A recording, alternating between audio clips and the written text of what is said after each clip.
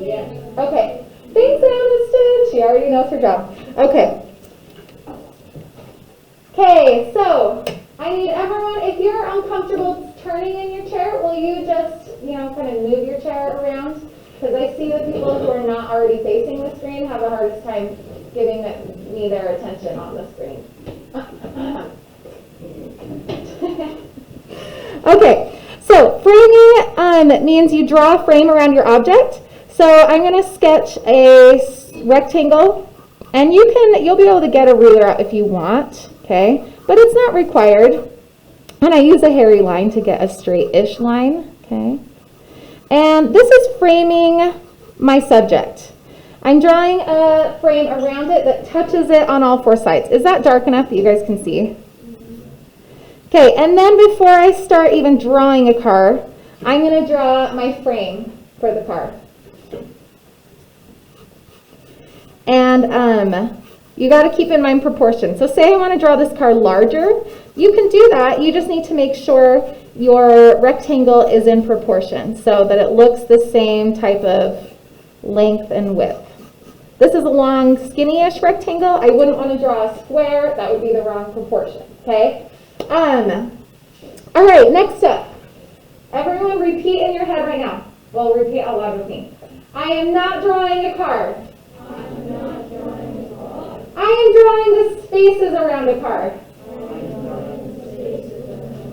Perfect. Okay, you love it when your teacher makes you repeat things. Okay, instead of drawing a car, I'm going to draw the spaces around the car. There will be 4 of them. Okay, do you see how that might be easier than drawing a car? Now, I feel like this is kind of small. I wanted it to fit on my screen, but maybe it's a little too small. So I'm going to try and just zoom in a bit to help you guys see what I'm doing a little bit better. Yes? Yeah, this is my reference photo. But I'm going to draw it just as good. All right. So now I'm going to draw this space right here. How I get myself started is I'm going to pay attention to distances. This distance to here, that's where I want to start this shape. Okay, and then this distance from here to here, okay, and I can kind of pay attention. Is it halfway across? Is it more than halfway? You guys tell me. Tiny bit more than halfway, right? Okay, so that's what I'm paying attention here. Is distances are super important. Now, once I have my distances marked out, I can kind of draw the shape. Okay.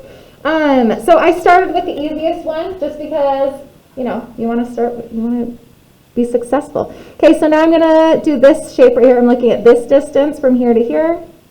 It's up high. It's a very small compared to this distance. Okay, so maybe like up there. I never would have thought drawing the bumper of my car would be such a small space. Okay, I never thought it would be so high up. I never thought it would be so small. But that's what framing in negative space helps you see.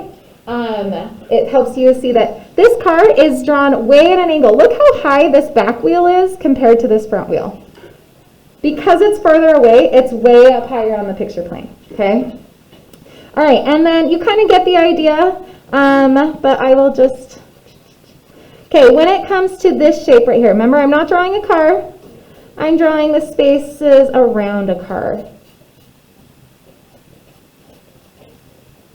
So try not to see the car, try to see the space, the negative space.